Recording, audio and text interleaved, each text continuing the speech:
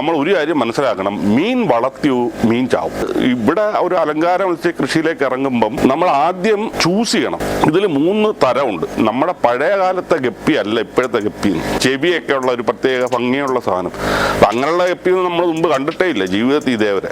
ഇത് ബ്രീഡായി കഴിഞ്ഞു കഴിഞ്ഞാൽ പിന്നെ നമ്മൾക്ക് ഈ പിടിച്ചാൽ കിട്ടാത്ത അവസ്ഥയാവും. കാര്യം 1, 2, 3, 4 പാത്രമൊന്നും പോരാ. ഇതിനെ റെയർ ചെയ്യാന്ന് പറഞ്ഞു കഴിഞ്ഞാൽ എന്ത് കൊടുത്തിട്ട് വളർത്തും. 6000 കുഞ്ഞുങ്ങൾക്ക് ആർട്ടീമിയായി വിരിയിച്ചു കൊടുക്കുക എന്ന് പറഞ്ഞു കഴിഞ്ഞാൽ പോക്കറ്റ് കാലിയാവുന്ന ഏർപ്പാടാണ്. പക്ഷെ അതിൻ്റെതായ റിസ്ക് ഉണ്ട്.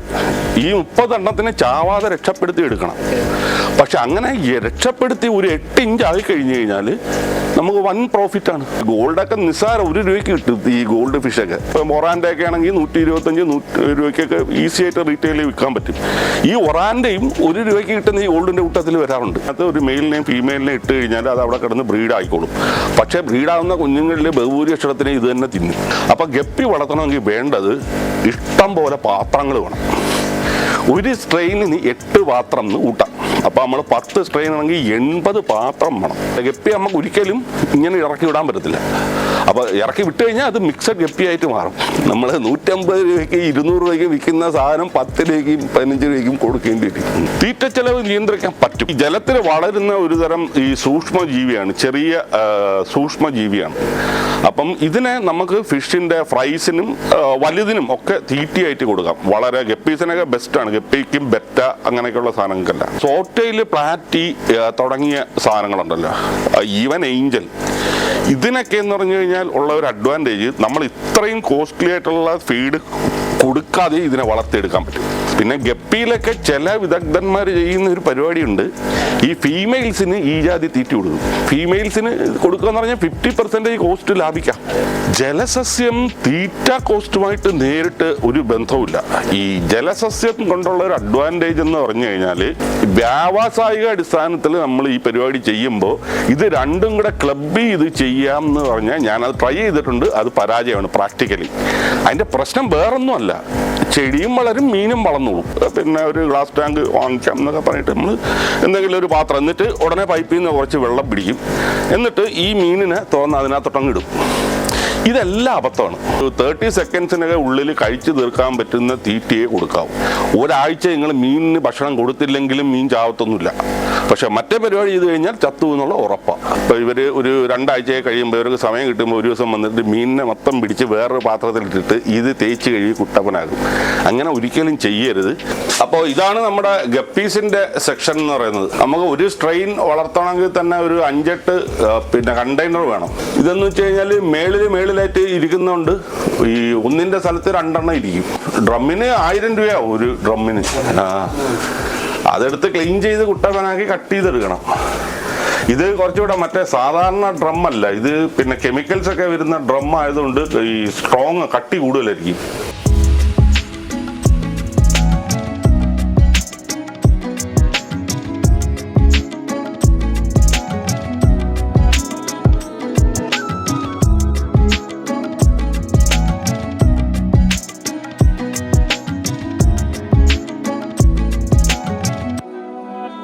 എൻ്റെ പേര് വിശാഖ് ശങ്കർ.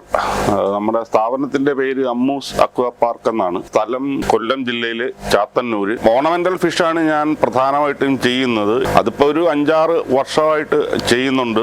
ഗപ്പീസിൽ തുടങ്ങി, പിന്നെ ഗപ്പി, ബെറ്റ, ഫൈറ്റർ, പിന്നെ പോളാർ ബ്ലൂ, പിന്നെ സോറ്റെയിൽ, പിന്നെ അങ്ങനെയുള്ള ഈ ലൈവ് ബെയറേഴ്സ് ആയിട്ടുള്ള ഈ മോളി, സോറ്റെയിൽ, പ്ലാറ്റി, ഗപ്പി, ഈ വിഭാഗത്തിൽപ്പെട്ട മിക്കവാറും എല്ലാം നമ്മൾ ചെയ്യുന്നുണ്ട്. പിന്നെ മോൺസ്റ്റർ ഫിഷുകളുണ്ടല്ലോ, പിന്നെ alligator gar, red tail catfish, പിന്നെ shovel nose, Malabar snakehead, ഇത്തരത്തിലുള്ള പിന്നെ എക്സോട്ടിക് ഫിഷസും നമ്മുടെ ഇവിടെ അവൈലബിൾ ആണ്. ഈ ഒരു മേഖലയിലേക്ക് വരിക എന്ന് പറഞ്ഞപ്പോഴത്തേക്കും വാസ്തവത്തിൽ ഞാൻ am a teacher and writer by profession. അപ്പോൾ അതിനുശേഷം ഈ കൊറോണ സമയത്ത് ഒന്നും ചെയ്യാൻ പറ്റാത്ത ഒരു അവസ്ഥ ഇവിടെ ഉണ്ടായിരുന്നല്ലോ. അപ്പോൾ ഞാൻ പണ്ടേ മത്സ്യങ്ങളോടൊരു ചെറിയ താല്പര്യമുള്ളതാണ്. അപ്പോൾ ഞാൻ ഗൾഫിലായിരുന്നു 20 വർഷത്തോളം. അപ്പോൾ അവിടെ നമ്മളൊരു 4x2 വലിയൊരു ടാങ്ക് വാങ്ങിച്ച് അത് സെറ്റ് ചെയ്ത് അതിനകത്ത് മറ്റേ പല കല്ലും പല ടൈപ്പ് സാധനങ്ങളൊക്കെ വെച്ചിട്ട് ഡെക്കറേറ്റ് ചെയ്തിട്ട് അതിനകത്ത് കാർപ്പ്, പിന്നെ ഗോൾഡ്, മോളി ഇങ്ങനെയൊക്കെയുള്ള കുറേ ഫിഷസിനെയൊക്കെ വാങ്ങിയിട്ട് വളർത്തുമായിരുന്നു. അപ്പോൾ ഒരു തരത്തിലൊരു സ്ട്രെസ് റിലീവറുമാണ്. ഇപ്പോൾ രാവിലെ നമ്മൾ പിന്നെ ജോലിക്ക് പോകുന്നതിന് മുമ്പ് ഇതിൻ്റെ മുമ്പിൽ വന്നിരുന്നിട്ട് ഇതിന് ഇച്ചിരി തീറ്റി ഇട്ട് കൊടുത്തിട്ടാണ് നമ്മൾ ഇരുന്ന് ചായ കുടിക്കുന്നത്. അപ്പോൾ അതൊരു പ്രത്യേക ഒരു രസമാണ്. അതുപോലെ തിരിച്ച് വൈകുന്നേരം വർക്ക് കഴിഞ്ഞിട്ട് തിരിച്ചു വരുമ്പോഴും വീണ്ടും ഇതിന് ഇച്ചിരി തീറ്റി ഇട്ട് കൊടുത്തിട്ട് അതിനെ കണ്ടുകൊണ്ട് ഒരു ചായ കുടിക്കും. അപ്പോഴത്തേക്കും നമുക്ക് ഒരു സ്ട്രെസ്സ് കുറച്ചൊന്ന് കുറയും. അപ്പോൾ അങ്ങനെ കുറേ ദീർഘകാലം ഞാൻ അവിടെ വളർത്തിയിരുന്നു. പിന്നെ ഇവിടെ നമുക്ക് അങ്ങനത്തെ ഒരു പരിപാടി ഇല്ലായിരുന്നു. കാര്യം ഇപ്പം നമ്മളിവിടെ സ്ഥിരമായിട്ട് താമസമില്ലല്ലോ. അപ്പോൾ അങ്ങനെ വരുന്നപ്പോഴത്തേക്ക് ഒന്നും ചെയ്യാനില്ലാത്ത അവസ്ഥയിലാണ് നമുക്ക് വീണ്ടും ഇതിലേക്ക് ഇച്ചിരി മീനിനെ വളർത്തിയാലോ എന്നുള്ള ഒരു തോന്നലൊന്ന്. അപ്പം അങ്ങനെ ആദ്യം ഞാൻ വളർത്തിയെന്ന് പറഞ്ഞു കഴിഞ്ഞാൽ നമ്മളുടെ ഈ പച്ചക്കറിയൊക്കെ വരുന്ന ട്രേ ഉണ്ടല്ലോ, ഈ ട്രേ ഇവിടെ ഒരു 3-4 ഇരിപ്പുണ്ടായിരുന്നു. അപ്പം ഞാനത് പിന്നെ കിലോ കണക്കിന് തൂക്കി മേടിക്കാൻ പറ്റുന്ന പ്ലാസ്റ്റിക് ഷീറ്റ് ഉണ്ട്, അത് വാങ്ങിച്ചിട്ട് അത് കട്ട് ചെയ്ത് ഇതിൻ്റെ അകത്തിറക്കി. അങ്ങനെ ഒരു 4 ടാങ്ക് ഉണ്ടാക്കി. എന്നിട്ട് ആ 4 ടാങ്കിൽ കുറച്ച് നമ്മുടെ അക്വേറിയത്തിൽ നിന്ന് കിട്ടുന്ന മോളി അങ്ങനെയൊക്കെയുള്ള സാധനങ്ങൾ ഒക്കെ വാങ്ങി ഇട്ട് കഴിഞ്ഞിട്ട് അപ്പോഴാണ് ഞാൻ മനസ്സിലാക്കുന്നത് ഈ നമ്മുടെ പഴയ കാലത്തെ ഗപ്പി അല്ല ഇപ്പോഴത്തെ ഗപ്പി. പണ്ടെന്ന് പറഞ്ഞാൽ നമ്മൾ ഈ സാരിയും ഗപ്പി എന്ന് പറയുന്ന ഒരു സംഭവം അല്ലേ ഉള്ളൂ, ഒരു വെറൈറ്റിയേ ഉള്ളൂ. അതിൽ ഈ കാണാൻ ഭംഗിയുള്ളത് മെയിലിനെ സാരി എന്ന് പറയും, മറ്റത് ഗപ്പി. ഇപ്പോഴെന്ന് പറഞ്ഞു കഴിഞ്ഞാൽ പല ടൈപ്പ്, പിന്നെ ബ്രസീലിയൻ റെഡ്, പിന്നെ platinum red, Dumbo ear, full gold, full black, full red, ഇങ്ങനെ ഒത്തിരി ഐറ്റംസ് ഉണ്ട് എന്നറിയുന്നത് സത്യം പറഞ്ഞാൽ ഞാൻ അന്നാ. അപ്പം അങ്ങനെ അതിൽ നിന്ന് 1-2 ഐറ്റം കൂടെ ഞാൻ മേടിച്ചു. ഈ പ്ലാറ്റിനം റെഡ്, ഡംബോയർ എന്നൊക്കെ പറഞ്ഞ് ചെവിയൊക്കെ ഉള്ള ഒരു പ്രത്യേക ഭംഗിയുള്ള സാധനം. അപ്പം അങ്ങനെയുള്ള ഗപ്പിയൊന്നും നമ്മൾ മുമ്പ് കണ്ടിട്ടേ ഇല്ല ജീവിതത്തിൽ ഇതേവരെ. അപ്പം അങ്ങനെ അതുമൊക്കെ വാങ്ങിച്ചു. അപ്പം ഇത് ബ്രീഡായി കഴിഞ്ഞ് കഴിഞ്ഞാൽ പിന്നെ നമ്മൾക്ക് ഈ പിടിച്ചാൽ കിട്ടാത്ത അവസ്ഥയാവും. കാര്യം 1, 2, 3, 4 പാത്രമൊന്നും പോരാ. അങ്ങനെ പിന്നെ ഞാൻ പോയിട്ട് ഇവിടെ നിന്ന് ഒരു സ്ക്രാപ്പിൽ പോയിട്ട് ഒരു 10-20 ഫ്രിഡ്ജ് ബോക്സ് മേടിച്ചുകൊണ്ട് വന്നു. അപ്പോൾ അത് വെച്ചു.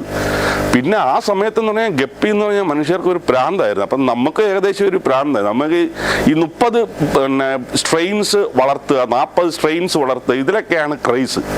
പക്ഷെ പ്രശ്നം എന്ന് പറഞ്ഞു കഴിഞ്ഞാൽ ഒരു സ്ട്രെയിനിനെ മര്യാദയ്ക്ക് വളർത്തണമെങ്കിൽ നമുക്ക് മിനിമം ഒരു 5-8 പാത്രങ്ങൾ വേണം, കണ്ടെയ്നേഴ്സ് വേണം. അപ്പം 40 സ്ട്രെയിൻ എന്ന് വെച്ചാൽ ഒന്ന് കണക്കൂട്ടി വെക്കും, 320 പാത്രം വേണം. ഇത് എവിടെ കൊണ്ടുപോയി വയ്ക്കും? അങ്ങനത്തെ ഒരു അവസ്ഥയായി. അങ്ങനെയാണ് ആക്ച്വലി ഇതൊന്ന് വലുതായി വന്നത്.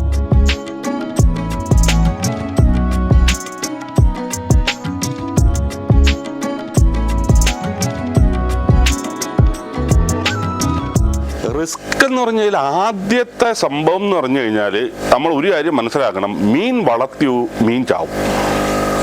അപ്പോൾ ഈ മീൻ ചാവാത്ത ഒരു പരിപാടി ഇതിനകത്ത് നടക്കത്തില്ല. അതിനെ ഓവർകം ചെയ്യാൻ പറ്റിയാൽ നമുക്ക് ഈ പരിപാടി ചെയ്യാൻ പറ്റും. കാരണം മീൻ എന്തായാലും ചാവും വളർത്തിക്കഴിഞ്ഞാൽ. പിന്നെ നമ്മൾ വളർത്തുന്ന ഈ ടൈപ്പ് മീനുകൾ പലതും 2 വയസ്സ് ഒക്കെയാണ് അതിൻ്റെ ഈ മാക്സിമം ജീവിത കാലഘട്ടം തന്നെ. അപ്പോൾ 2 വയസ്സ് മാക്സിമം ജീവിത കാലഘട്ടം ഉള്ള ഒരു മത്സ്യം 2 വർഷം കൃത്യമായിട്ട് ജീവിച്ചിരിക്കുമെന്ന് പറയാൻ പറ്റത്തില്ലല്ലോ. അപ്പോൾ എന്ന് വെച്ചാൽ ചിലത് 3-4 മാസം കഴിയുമ്പോൾ മരിക്കും, ചിലത് 6-7, ചിലത് 8 മാസം, ചിലത് 1-1.5 വയസ്സ് വരെയൊക്കെ ജീവിക്കും. അപ്പം അങ്ങനെയുള്ള ഒരു പ്രശ്നമുണ്ട്. പിന്നെ ഓരോ മീനിൻ്റെയും റിക്വയർമെൻറ്റ്സ് വേറെയാണ്. ഇപ്പം നമ്മൾ കാർപ്പ് വളർത്തുന്നു, ബ്രീഡ് ചെയ്യാൻ പറ്റാത്ത സംഭവമൊന്നുമല്ല. കാർപ്പ് ഒരു 1 kg പ്ലസ് വെയിറ്റ് ഉള്ള സാധനത്തിനെ വാങ്ങിച്ചിട്ട് ഹോർമോൺ ഇഞ്ചക്ഷൻ കിട്ടും. നാച്ചുറൽ ബ്രീഡിങ് അല്ലാതെ ചെയ്യുന്ന കാര്യം പറയുന്നത്. അപ്പോൾ ആ ഒരു ഹോർമോൺ ഇഞ്ചക്ഷൻ കൊടുത്തു കഴിഞ്ഞിട്ട് ഇതിനെ 2നെയും കൂടെ ഒരു ഡ്രമ്മിലോ അതിനകത്ത് ഇട്ട് കഴിഞ്ഞാൽ അത് ബ്രീഡാവും. ഈ ബ്രീഡായ കുഞ്ഞുങ്ങൾ ചിലപ്പം 5000-6000 കുഞ്ഞുങ്ങൾ കാണും. ഇതിനെ റെയർ ചെയ്യുന്നതാണ് പ്രശ്നം. അപ്പോൾ ഇതിനെ റെയർ ചെയ്യാന്ന് പറഞ്ഞു കഴിഞ്ഞാൽ എന്ത് കൊടുത്തിട്ട് വളർത്തും? 6000 കുഞ്ഞുങ്ങൾക്ക് ആർട്ടീമിയായി വിരിയിച്ച് കൊടുക്കുക എന്ന് പറഞ്ഞു കഴിഞ്ഞാൽ പോക്കറ്റ് കാലിയാവുന്ന ഏർപ്പാടാണ്. ഇത് നമ്മൾ കൊടുത്ത് ഒരു 2 ഇഞ്ചാക്കി എന്ന് വെച്ചു. ഈ 2 ഇഞ്ചായ സാധനം നമ്മൾ വിൽക്കുന്നത് 3 രൂപയ്ക്ക് 4 രൂപയ്ക്കുമാണ് ഹോൾസെയിലായിട്ട്. റീറ്റെയിൽ നിങ്ങൾ മേടിക്കുമ്പോഴത്തേക്കും 2 25 രൂപയ്ക്കൊക്കെ ആവും. പക്ഷേ ഈ തമിഴ്നാട്ടിൽ നിന്ന് ഈ സാധനം സ്ലോട്ട് കണക്കിന് വരുന്നുണ്ട്. അത് വരുന്നത് 3 രൂപയ്ക്ക് 2 രൂപയ്ക്കൊക്കെയാണ്. അപ്പോൾ അതുമായിട്ട് നമുക്ക് കോമ്പീറ്റ് ചെയ്ത് നിൽക്കാൻ പറ്റത്തില്ല. അവർക്ക് അവിടെ നാച്ചുറൽ ആയിട്ടുള്ള ഫുഡുകളും വലിയ കുളങ്ങളും ഒക്കെ ഉണ്ട്. അപ്പോൾ അവിടെ ഇട്ടിട്ടാണ് അവർ വളർത്തുന്നത്. അപ്പോൾ അതുമായിട്ട് നമുക്ക് മത്സരിക്കാൻ പറ്റത്തില്ല. അപ്പം നമ്മൾ ഇവിടെ ഒരു അലങ്കാര മത്സ്യ കൃഷിയിലേക്ക് ഇറങ്ങുമ്പം നമ്മൾ ആദ്യം ചൂസ് ചെയ്യണം. ഇതിൽ 3 തരമുണ്ട്. ഒന്നെന്ന് പറയുന്നത് നമ്മൾ ബ്രീഡർമാർ, രണ്ടെന്ന് പറഞ്ഞു കഴിഞ്ഞാൽ ഈ കുഞ്ഞുങ്ങളെ എടുത്ത് വലുതാക്കിയിട്ട് കൊടുക്കുന്നവരുണ്ട്, പിന്നെ മൂന്നാമത്തേന്ന് പറഞ്ഞാൽ റീസെല്ലർമാർ. നമ്മൾ പലയിടത്ത് അവിടുന്ന് ഇവിടുന്ന് ഒക്കെ ഇത് കളക്ട് ചെയ്തിട്ട് ഇവിടെ ഇട്ടിട്ട് നമ്മൾ കടക്കാർക്ക് കൊടുക്കുന്നു ഒരു മാർജിൻ എടുത്തിട്ട്. അപ്പം നമ്മൾ ഇതിൽ ഏത് വേണമെന്ന് ആദ്യം തീരുമാനിക്കണം. പിന്നെ ഈ വളർത്തുന്നതെന്ന് പറഞ്ഞു കഴിഞ്ഞാൽ അതും ഈ ഏത് ഫിഷിൻ്റെ കേസിലും പറ്റും. ഇപ്പം നമുക്ക് പുറത്തുനിന്ന് അരോണയൊക്കെ എടുക്കുന്നു, ഒരു 4 ഇഞ്ചൊക്കെ ഉള്ളത്. അപ്പം അത് നമ്മൾ പിന്നെ ഒരു 20 എണ്ണം 30 എണ്ണം ഒക്കെ ആയിട്ട് ഒരുമിച്ച് എടുക്കുകയാണെന്നുണ്ടെങ്കിൽ നമുക്ക് വില കുറച്ച് കിട്ടും. പക്ഷേ അതിൻ്റെതായ റിസ്ക് ഉണ്ട്. ഈ 30 എണ്ണത്തിനെ ചാവാതെ രക്ഷപ്പെടുത്തി എടുക്കണം. പക്ഷെ അങ്ങനെ രക്ഷപ്പെടുത്തി ഒരു 8 ഇഞ്ച് ആയി കഴിഞ്ഞ് കഴിഞ്ഞാൽ നമുക്ക് വൻ പ്രോഫിറ്റാണ്. അപ്പം അതുപോലെ കാർപ്പിൻ്റെ കേസിൽ ചെയ്യാം, ഗോൾഡിൻ്റെ കേസ്. ഗോൾഡൊക്കെ നിസ്സാരം 1 രൂപയ്ക്ക് കിട്ടും ഈ ഗോൾഡ് ഫിഷൊക്കെ. ഇതിനെ പക്ഷേ കൊണ്ടുവന്ന് വലുതാക്കി എടുക്കണം. വലുതാക്കി എടുത്തു കഴിഞ്ഞാൽ 100 രൂപ 125 രൂപയ്ക്കൊക്കെ വിൽക്കുന്ന, ഇപ്പം ഒറാൻ്റെ ഒക്കെ ആണെങ്കിൽ 125 രൂപയ്ക്കൊക്കെ ഈസി ആയിട്ട് റീറ്റെയിലിൽ വിൽക്കാൻ പറ്റും. ഈ ഒറാൻ്റെയും 1 രൂപയ്ക്ക് കിട്ടുന്ന ഈ ഗോൾഡിൻ്റെ കൂട്ടത്തിൽ വരാറുണ്ട്. അപ്പം പക്ഷെ അത് നമ്മൾ വിചാരിക്കുന്ന എളുപ്പമല്ല. ഇതിനെ വലുതാക്കി എടുക്കുക എന്ന് പറയുന്നത് തീരെ എളുപ്പമല്ല. ചത്തുപോകാനുള്ള സാധ്യതകളുണ്ട്. അപ്പം അതിനെയൊക്കെ ഓവർകം ചെയ്ത് അങ്ങനെ ചെയ്യാൻ പറ്റുമെങ്കിൽ അതും ഒരു സാധ്യതയാണ്. പിന്നെ ബ്രീഡിങ്ങിലേക്ക് ചെല്ലുമ്പം നമ്മൾ എന്തിനെ ബ്രീഡ് ചെയ്യണം, എന്തിനേയും ബ്രീഡ് ചെയ്യാം. ഇപ്പം ബെറ്റയെ ബ്രീഡ് ചെയ്യാം, ഒരു ബുദ്ധിമുട്ടുമില്ല. ഗപ്പിയെ ബ്രീഡ് ചെയ്യാം എന്ന് വെച്ചാൽ എന്തോ ആണിനെയും പെണ്ണിനെയും കൂടെ ഒരുമിച്ച് ഒരു പാത്രത്തിന് ഇട്ട് കഴിഞ്ഞാൽ അത് ബ്രീഡായിക്കോളും അവിടെ. അപ്പം ഇത് എല്ലാം ഈസി പരിപാടിയാണ്. പക്ഷേ ഇതിൻ്റെ പ്രശ്നം എന്ന് പറഞ്ഞു കഴിഞ്ഞാൽ ഇത് വ്യാവസായിക അടിസ്ഥാനത്തിൽ ചെയ്യുമ്പോൾ ഇതിനെന്തെങ്കിലും നമുക്ക് പ്രോഫിറ്റ് വേണ്ടേ. അങ്ങനെ വരുമ്പോഴാണ് ഇതിൻ്റെ എല്ലാ റിസ്കുകൾ വരുന്നത്. ഇപ്പോൾ ഗപ്പീസിനെ ആണെന്നുണ്ടെങ്കിൽ ഞാൻ പറഞ്ഞില്ലേ, ഒരു ചെറിയ ടബിനകത്ത് ഒരു മെയിലിനെയും ഫീമെയിലിനെയും ഇട്ട് കഴിഞ്ഞാൽ അത് അവിടെ കിടന്ന് ബ്രീഡായിക്കോളും. പക്ഷേ ബ്രീഡാവുന്ന കുഞ്ഞുങ്ങളിലെ ബഹുഭൂരിപക്ഷത്തിനെ ഇത് തന്നെ തിന്നും. അപ്പോൾ ഇതിന് ബ്രീഡിംഗ് കേജ് എന്ന് പറയുന്ന ഒരു സാധനം വയ്ക്കണം, എങ്കിലേ നമുക്കൊരു നമ്പർ, സർട്ടൺ നമ്പർ കിട്ടിയിട്ടല്ലേ കാര്യമുള്ളൂ. അപ്പോൾ അങ്ങനെ ബ്രീഡിംഗ് കേജ് വെച്ചിട്ട് ഇതിനെ ബ്രീഡ് ചെയ്യണം. അപ്പോൾ എന്നിട്ട് ഈ ബ്രീഡ് ചെയ്ത കുഞ്ഞുങ്ങളെ കളക്ട് ചെയ്ത് നമ്മൾ വേറൊരു കണ്ടെയ്നർ, ചെറിയ കണ്ടെയ്നറിലാക്കിയിട്ട് ആദ്യത്തെ ഒരു 2-3 ആഴ്ച ഈ ആർട്ടീമിയ പോലത്തെ സാധനങ്ങൾ, ആർട്ടീമിയയുടെ എഗ്ഗ് അത് വിരിയിച്ച് ഈ കുഞ്ഞുങ്ങൾക്ക് കൊടുക്കണം. കൊടുത്തിട്ട് പിന്നെ ഒരു 1-1.25 മാസമൊക്കെ ആകുമ്പോഴത്തേക്ക് ഇതിൻ്റെ മെയിലും ഫീമെയിലും തിരിച്ച് സെപ്പറേറ്റ് ആക്കി വളർത്തണം. എങ്കിൽ ആ ഒരു ക്വാളിറ്റി നിലനിർത്തി നമുക്ക് കൊണ്ടുപോകാൻ പറ്റും. അപ്പോൾ ഗപ്പി വളർത്തണമെങ്കിൽ വേണ്ടത് ഇഷ്ടം പോലെ പാത്രങ്ങൾ വേണം. ഒരു സ്ട്രെയിനിന് 8 പാത്രം എന്ന് കൂട്ടാം. അപ്പോൾ നമ്മൾ 10 സ്ട്രെയിൻ ആണെങ്കിൽ 80 പാത്രം വേണം.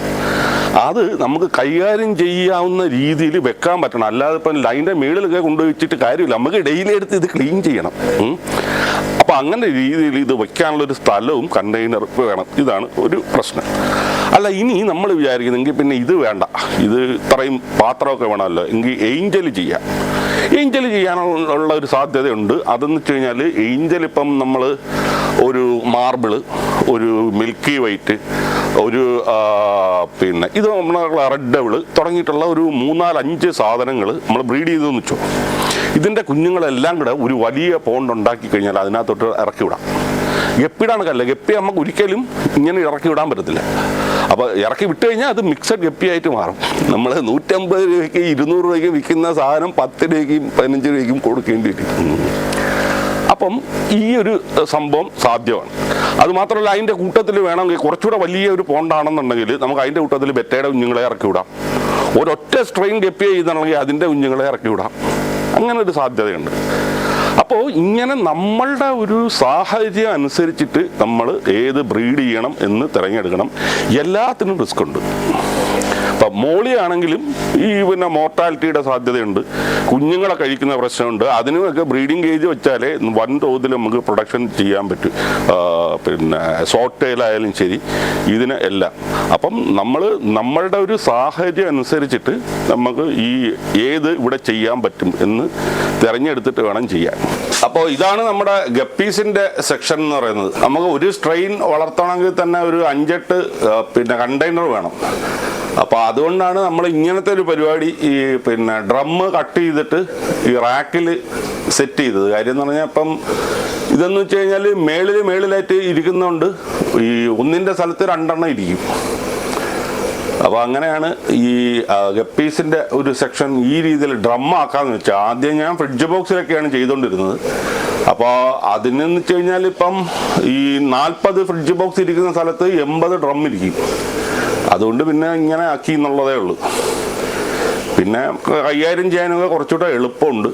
ഈ വൺ ടൈം ഇൻവെസ്റ്റ്മെന്റ് ഇച്ചിരി ആവും എന്നുള്ളതേ ഉള്ളൂ. ഡ്രമ്മിന് 1000 രൂപയാവും ഒരു ഡ്രമ്മിന്. അതെടുത്ത് ക്ലീൻ ചെയ്ത് കുട്ടപ്പനാക്കി കട്ട് ചെയ്തെടുക്കണം. ഇത് കുറച്ചുകൂടെ മറ്റേ സാധാരണ ഡ്രം അല്ല, ഇത് പിന്നെ കെമിക്കൽസ് ഒക്കെ വരുന്ന ഡ്രം ആയതുകൊണ്ട് ഈ സ്ട്രോങ് കട്ടി കൂടുതലായിരിക്കും. അപ്പൊ അതിനനുസരിച്ച് ക്ലീനിങ്ങിന് പണിയും ഉണ്ട്. ഇരുന്നോളൂ, ഇത് ലാസ്റ്റ് ചെയ്യും.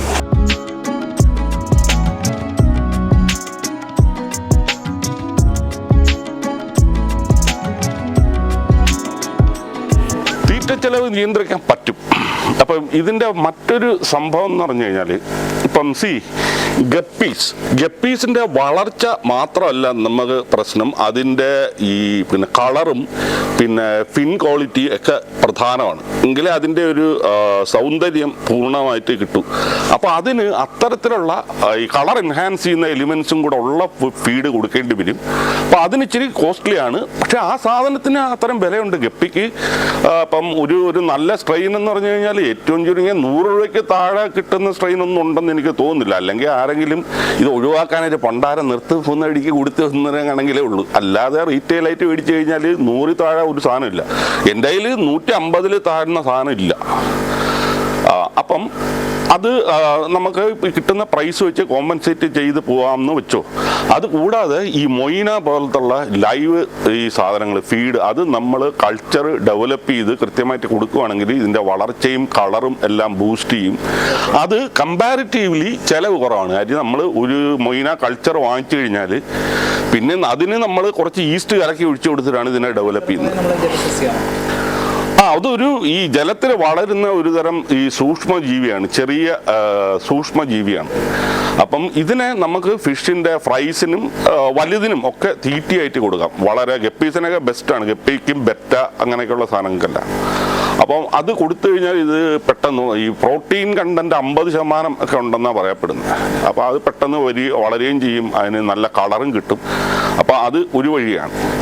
പിന്നെ നമ്മുടെ സോറ്റയിൽ പ്ലാറ്റി തുടങ്ങിയ സാധനങ്ങളുണ്ടല്ലോ, ഈവൻ ഏഞ്ചൽ, ഇതിനൊക്കെ എന്ന് പറഞ്ഞു കഴിഞ്ഞാൽ ഉള്ള ഒരു അഡ്വാൻറ്റേജ് നമ്മൾ ഇത്രയും കോസ്റ്റ്ലി ആയിട്ടുള്ള ഫീഡ് കൊടുക്കാതെ ഇതിനെ വളർത്തിയെടുക്കാൻ പറ്റും.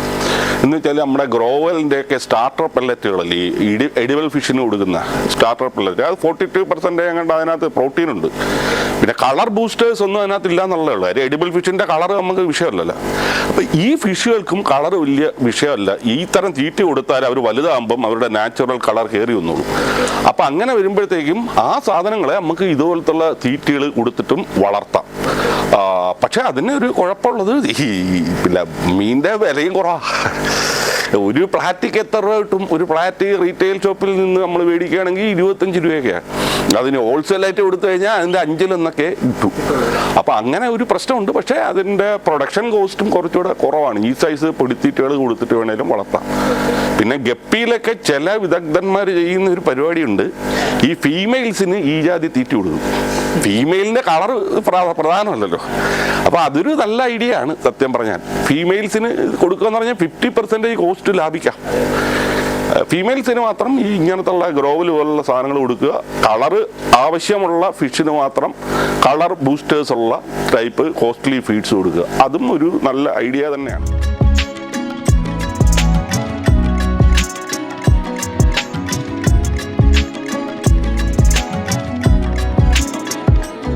ജലസസ്യം തീറ്റ കോസ്റ്റുമായിട്ട് നേരിട്ട് ഒരു ബന്ധവുമില്ല.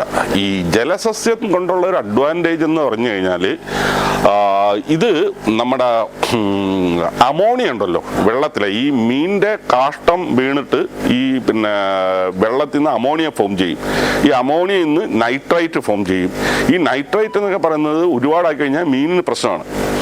അപ്പോൾ ഈ ചെടി ഉണ്ടെങ്കിൽ ഈ നൈട്രൈറ്റ് ചെടി വളർത്തി വലിച്ചെടുക്കും. അപ്പോൾ അങ്ങനെ വരുമ്പോഴത്തേക്കും വെള്ളത്തിൻ്റെ അമോണിയ കണ്ടൻറ്റ് ഏകദേശം സ്റ്റേബിളാക്കി നമുക്ക് നിർത്താൻ പറ്റും. ഇപ്പം നമ്മൾ സാധാരണ രീതിയിൽ അക്വേറിയത്തിലും ഡ്രമ്മിലൊക്കെ വളർത്തുമ്പോഴത്തേക്കെന്ന് പറഞ്ഞാൽ നമ്മളൊരു 3 ദിവസം 4 ദിവസം കൂടുമ്പം ഈ അടിയിലുള്ള അഴുക്ക് മൊത്തം വലിച്ചു കളഞ്ഞിട്ട് പുതിയ വെള്ളം. ഈ പരിപാടിയാണെങ്കിൽ ചെടിയുണ്ടെങ്കിൽ ഇത് നമുക്ക് വല്ല മാസത്തിലൊരിക്കലോ 2 മാസത്തിലൊരിക്കലോ അങ്ങാനും ചെയ്താൽ മതി. കുറച്ച് വെള്ളം മാറ്റി വേറെ വെള്ളം ചേർത്താൽ മതി. അങ്ങനെ ഒരു അഡ്വാൻറ്റേജ് ഉണ്ട്. പക്ഷേ വ്യാവസായിക അടിസ്ഥാനത്തിൽ നമ്മൾ ഈ പരിപാടി ചെയ്യുമ്പോൾ ഇത് രണ്ടും കൂടെ ക്ലബ് ചെയ്ത് ചെയ്യാം എന്ന് പറഞ്ഞാൽ ഞാനത് ട്രൈ ചെയ്തിട്ടുണ്ട്. അത് പരാജയമാണ് പ്രാക്ടിക്കലി. അതിൻ്റെ പ്രശ്നം വേറൊന്നുമല്ല, ചെടിയും വളരും മീനും വളർന്നോളും. പക്ഷെ മീനിനെ പിടിച്ചിട്ടല്ലേ നമുക്ക് വിൽക്കാൻ പറ്റും. ഈ ചെടിയെല്ലാം കൂടെ തിങ്ങി നിൽക്കുന്ന സാധനത്തിൻ്റെ ഇടയിലേക്ക് മീൻ പോയി ഒളിച്ച് നിൽക്കും. അപ്പോഴെന്ന് പറഞ്ഞാൽ നമ്മൾ നെറ്റിട്ട് കഴിഞ്ഞാൽ ഈ ചെടിയെല്ലാം കൂടെ ഇളകി പറങ്ങി പോരും. അപ്പോൾ എന്ന് വെച്ച് കഴിഞ്ഞാൽ ഈ ചെടിയാകെ നാശമാവും ഒരു റൗണ്ട് മീനിനെ പിടിക്കുക. അല്ലെങ്കിൽ നമ്മൾ മീനിനെ പിടിക്കാൻ നേരത്ത് ഇതെല്ലാം എടുത്തു മാറ്റി വേറൊരു വെള്ളത്തിനകത്ത് അങ്ങനെ ഇറക്കി വെച്ചിട്ട് അത് ഇരട്ടി പണിയാവും. അപ്പോൾ അതുകൊണ്ട് വാട്ടർ പ്ലാന്റ്സ് നിങ്ങൾ ചെയ്യുകയാണെന്നുണ്ടെങ്കിൽ വാട്ടർ പ്ലാന്റ്സ് സെപ്പറേറ്റ് ആയിട്ട് ചെയ്യുക. അതിൽ മറ്റേ ഈ കൊതുകൊന്നും മുട്ടയിടാതിരിക്കാൻ വേണ്ടി 1 or 2 മീനിനെ ജസ്റ്റ് ഇടുക. വല്ല പ്ലാറ്റിയോ അല്ലെങ്കിൽ ഈ മിക്സഡ് ഗപ്പിയോ അങ്ങനെ ഏതെങ്കിലും ഇടുക. എന്നിട്ട് മറ്റേ പരിപാടി അത് സെപ്പറേറ്റ് ആയിട്ട് തന്നെ ചെയ്യുക. വ്യാവസായികമായിട്ടാണ് ചെയ്യുന്നതെങ്കിൽ. ഹോബിസ്റ്റുകൾ വളർത്തുമ്പം ഈ നിരന്തരം റിപ്പീറ്റ് ചെയ്യപ്പെട്ട് കാണുന്ന ചില സംഭവങ്ങളാണ്. ഇവരിപ്പം മീനിനെ മേടിച്ചുകൊണ്ട് പോയി കണ്ടൊരു പെട്ടെന്ന് ഒരു ആകർഷണം തോന്നിയിട്ട് അവർ മീനിനെ മേടിക്കുന്നു. എന്നിട്ട് വീട്ടിൽ ചെന്നില്ല ഇനിയിപ്പോൾ ഇതിനെ ഏതിലിടും എന്നിങ്ങനെ തപ്പിയിട്ട് ഒരു കണ്ടെയ്നർ തൽക്കാലം അവർ വിചാരിക്കുന്നതിന് ഇപ്പം ഒരു ഗ്ലാസ് ടാങ്ക് മേടിക്കണം വെച്ചാൽ ഉടനെ നടക്കത്തില്ലല്ലോ. ഇപ്പം തൽക്കാലം നമുക്ക് ഇതിലിടാം, എന്നിട്ട് ഒരു ഗ്ലാസ് ടാങ്ക് വാങ്ങിക്കാം എന്നൊക്കെ പറഞ്ഞിട്ട് നമ്മൾ എന്തെങ്കിലും ഒരു പാത്രം, എന്നിട്ട് ഉടനെ പൈപ്പിൽ നിന്ന് കുറച്ച് വെള്ളം പിടിക്കും. എന്നിട്ട് ഈ മീനിനെ തുറന്ന് അതിനകത്തൊട്ടങ്ങിടും. ഇതെല്ലാം അബദ്ധമാണ്. ഒന്നാമത്തെ കാര്യം, നമ്മൾ മീനിനെ എപ്പോഴും ഐഡിയലി ഏജ്ഡ് ആയിട്ടുള്ള വാട്ടറിൽ ഈ തുറന്നു വിടാവും. അതായത് നമ്മൾ മീൻ മേടിക്കാൻ ഉദ്ദേശിച്ചു കഴിഞ്ഞാൽ ഒരു 5 ദിവസം മുന്നേ ഒരു പാത്രം, അതിപ്പോൾ ഏതായാലും കുഴപ്പമില്ല, ഈ മീനിൻ്റെ സൈസുമായിട്ട് ഒരു അനുപാതം ഉണ്ടായിരിക്കണം എന്നുള്ളതേ ഉള്ളൂ. ഇതിനകത്ത് പക്ഷേ നമ്മൾ വെള്ളം പിടിച്ചിടണം ഒരു 4-5 ദിവസം ഏജ്ഡ് ആയിട്ടുള്ള. അത് എന്തെന്ന് വെച്ച് കഴിഞ്ഞാൽ അങ്ങനെ ഏജ്ഡ് ആയിട്ടുള്ള വെള്ളത്തിൽ നിന്ന് ഈ ബാക്ടീരിയ സൂക്ഷ്മ ജീവികൾ ഉണ്ടാവും. ഈ ബാക്ടീരിയാസ് ആണ് ഈ മീനിൻ്റെ കാഷ്ടത്തിനെ വിഘടിപ്പിച്ചിട്ട് ഈ അമോണിയയെ വിഘടിപ്പിച്ച് നൈട്രേറ്റുമായിട്ട് മാറ്റുന്നത്. ഇതില്ലാത്ത സ്ഥലത്ത് നമ്മൾ മീനിനെ ചുമ്മാ ഫ്രഷ് വാട്ടറിൽ കൊണ്ട് ഇട്ട് കഴിഞ്ഞ് കഴിഞ്ഞാൽ ഈ അമോണിയ ഫോം ചെയ്തിട്ട് അത് മീൻ ചത്തുവാനുള്ള കാരണമായിട്ട് ചെയ്യും. അപ്പോൾ അത് ഒന്ന് നേരത്തെ വെള്ളം പിടിച്ചു വെക്കണം. രണ്ടാമത്തെ കാര്യം, മീനിനെ നേരെ അതിനകത്ത് കൊണ്ട് ഇടാൻ പാടില്ല. കാര്യം ഈ പ്ലാസ്റ്റിക് കവറിൻ്റെ അകത്തെ വെള്ളത്തിൻ്റെ ഒരു താപനിലയും പുറത്തെ വെള്ളത്തിൻ്റെ താപനിലയും ഒന്നായിരിക്കത്തില്ല പലപ്പോഴും. അപ്പോൾ വെച്ചാൽ നമ്മൾ ഈ കവറ് ആ വെള്ളത്തിൻ്റെ പുറത്തൊരു 10-20 മിനിറ്റ് അരമണിക്കൂർ വെച്ചേക്കണം. വെച്ച് കഴിഞ്ഞാൽ ഈ ടെമ്പറേച്ചർ ഏകദേശം ഒരു ഈക്വൽ ആവും. അതിനുശേഷം പതുക്കനെ തുറന്നു വിടണം. പിന്നെ തീറ്റി കൊടുക്കുന്നത് ഒഴിക്കാതിരിക്കുന്നതാണ് നല്ലത്. പിന്നെ നമുക്ക് വിശ്വാസമുള്ള സ്ഥലത്തു നിന്നാണ് കൊണ്ടുവരുന്നതെന്നുണ്ടെങ്കിൽ ആ വെള്ളം അതിനകത്ത് ആയിപ്പോയെന്നും പറയേണ്ടതും പ്രശ്നമില്ല. പിന്നെ ശ്രദ്ധിക്കേണ്ട കാര്യം ഇതിൻ്റെ ഫീഡിങ് ആണ്. തീറ്റി വളരെ കുറച്ച്, അതായത് അതിന് ഒരു ഒരു 30 സെക്കൻഡ്സിനൊക്കെ ഉള്ളിൽ കഴിച്ചു തീർക്കാൻ പറ്റുന്ന തീറ്റിയെ കൊടുക്കാവൂ. അത് 1-2 നേരം കൊടുക്കുക. നമുക്ക് പറ്റുന്ന 2 നേരമാണ് പറ്റുന്നതെങ്കിൽ നമ്മൾ 2 നേരം സ്ഥിരമായിട്ട് കൊടുക്കുക. പിന്നെ നമ്മൾ ഒരാഴ്ച സ്ഥലത്ത് കാണത്തില്ല, അപ്പോൾ ഒരാഴ്ചയിലത്തെ ഭക്ഷണം മൊത്തമായിട്ട് ഇട്ട് കൊടുക്കുന്ന പരിപാടി ഇന്നും ചെയ്യാതിരിക്കുക. ഒരാഴ്ച നിങ്ങൾ മീനിന് ഭക്ഷണം കൊടുത്തില്ലെങ്കിലും മീൻ ചാവത്തൊന്നുമില്ല. പക്ഷെ മറ്റേ പരിപാടി ചെയ്ത് കഴിഞ്ഞാൽ ചത്തു എന്നുള്ള ഉറപ്പാണ്. അപ്പോൾ അതൊക്കെ ശ്രദ്ധിക്കുക. അതെ. പിന്നെ വെള്ളം മാറ്റൽ, വാട്ടർ ചേഞ്ച് എന്ന് പറയുന്നത്, അതും ഈ ഹോബീസ്റ്റ് ആയിട്ടുള്ള സാധാരണ ആൾക്കാർ ചെയ്യുന്ന ഒരു പരിപാടിയാണ്. ഇപ്പോൾ ഇവർ ഒരു 2 ആഴ്ച കഴിയുമ്പോൾ ഇവർക്ക് സമയം കിട്ടുമ്പോൾ ഒരു ദിവസം വന്നിട്ട് മീനിനെ മൊത്തം പിടിച്ച് വേറൊരു പാത്രത്തിലിട്ടിട്ട് ഇത് തേച്ച് കഴുകി കുട്ടപ്പനാകും. അങ്ങനെ ഒരിക്കലും ചെയ്യരുത്. അങ്ങനെ സോപ്പൊക്കെ ഇട്ട് കഴുകി കഴിഞ്ഞ് കഴിഞ്ഞാൽ ഇതിനകത്തുള്ള മറ്റേ ഈ സൂക്ഷ്മജീവികൾ ഉൾപ്പെടെ എല്ലാം പോകും. രണ്ടാമത് നമ്മൾ നിറയ്ക്കുന്നത് വെറും ഫ്രഷ് വാട്ടറാണ്. ഈ മീനിനെ അതിനകത്തിട്ട് കഴിഞ്ഞാൽ ചത്തുപോകാനുള്ള സാധ്യത ഭയങ്കര കൂടുതലാണ്. പിന്നെ ഭാഗ്യമുണ്ടെങ്കിൽ ചിലപ്പോൾ ചത്തില്ലെന്ന് ഇരിക്കും. കാര്യം ഞാനും പണ്ട് ഇത് ചെയ്തിട്ടുണ്ട്. അന്നൊക്കെ എന്ന് പറഞ്ഞാൽ ചിലപ്പോൾ ചാവും ചിലപ്പോൾ ചാവത്തില്ല എന്നുള്ളതാണ്. അപ്പം അത് ഒരിക്കലും ചെയ്യരുത്. ട്യൂബ് ഇട്ടിട്ട് അതിൻ്റെ അടിയിലെ അഴുക്ക് വലിച്ചു കളയുക. ഒരു 25% 30% കൂടുതൽ വെള്ളം മാറ്റേണ്ട കാര്യമില്ല. അത്രയും മതി. ടോട്ടൽ വെള്ളം ഒരു പുതിയ വെള്ളം ആഡ് ചെയ്യണം. അതായത് ഇപ്പൊ നമ്മുടെ ഒരു 35 ലിറ്ററിന്റെ പിന്നെ ഇതേണക്കത്തെ ഈ പാത്രങ്ങളിലാണ് ഈ സാധനം ഇട്ട് വെച്ചേക്കുന്നതെന്ന് വെച്ചോ. അപ്പൊ അതിന്റെ ഒരു പിന്നെ 30% എന്ന് വെച്ചാൽ ഒരു 10 ലിറ്റർ എങ്ങാനും വെള്ളം വലിച്ചു കളയുക, അത് റീപ്ലേസ് ചെയ്യുക. അത്രയും മാത്രം ചെയ്യേണ്ട കാര്യമേ ഉള്ളൂ. അല്ല, അത്രയും ചെയ്യാവൂ. അല്ല ക്ലാരിറ്റി വരും. അടിയിലുള്ള ഈ അഴുക്ക് കൃത്യം. അത് പക്ഷെ നമ്മൾ പീരിയോഡിക്കലി ചെയ്താലേ അങ്ങനെ പറ്റൂ. കാര്യം ഇതിപ്പം ഒരു മാസമൊക്കെ ചെന്ന് നമ്മൾ പിന്നെ ഇത് മാറ്റാതൊക്കെ ഇന്ന് ആകെ കുളമായി. പിന്നെ വെയിലത്ത് വെച്ചിട്ട് ആൽഗയൊക്കെ കയറി കഴിഞ്ഞ് കഴിഞ്ഞാൽ അത് ഇച്ചിരി പ്രയാസമായിരിക്കും. ഈ നല്ല ക്ലിയർ കളറ് ഉണ്ടാക്കിയെടുക്കാൻ ഇച്ചിരി പാടായിരിക്കും. അപ്പോൾ ഈ ആൽഗയെ കയറുവാണ്, ഒന്നുകിൽ നിങ്ങൾ വെയിലത്ത് നിന്ന് ഈ സാധനം പതുക്കനെ മാറ്റണം. അല്ലെങ്കിൽ ആൽഗെ വെയിൽ നേരിട്ട് അടിക്കുന്ന സ്ഥലത്തല്ല, അല്ലാതെ നിങ്ങൾക്ക് വേറെ ഒരു നിവൃത്തിയും ഇല്ലാന്നുണ്ടെങ്കിൽ ഒരു ഗ്രീൻ നെറ്റ് എങ്ങനെ വാങ്ങിച്ച് അത് കവർ ചെയ്തിടണം വെയിൽ കൊള്ളുന്ന സമയത്ത്. അപ്പം അങ്ങനെ ചെയ്ത് കഴിഞ്ഞാൽ ഒരു പരിധി വരെ ഇതിനെ നമുക്ക് നിയന്ത്രിക്കാൻ പറ്റും. വാട്ടർ പ്ലാന്റ്സും അക്വാറ്റിക് പ്ലാന്റ്സ് ഒക്കെ ആണെന്നുണ്ടെങ്കിൽ നമുക്ക് ഇത് ഇട്ട് കഴിഞ്ഞാലും കുഴപ്പമില്ല. പിന്നെ വേറൊരു പ്രശ്നം, ഈ നമ്മൾ ഈ അക്വാറ്റിക് പ്ലാന്റ്സ് വയ്ക്കുമ്പം ഏറ്റവും കൂടുതൽ ആലോചിക്കേണ്ടത് ഇതിന് വെയിൽ വേണം. പക്ഷേ വെയിൽ കൂടുതലായി ആൽഗെ ഫോം ചെയ്ത് കഴിഞ്ഞാൽ ഈ ചെടി പോകും. അപ്പം ഇത് കൂടാനും പാടില്ല, കുറയാനും പാടില്ല. അപ്പം ഈ നമ്മുടെ സാധാരണ അക്വാട്ടിക് പ്ലാന്റ്സിനൊക്കെ ഷെയ്ഡ് മതിയാവും.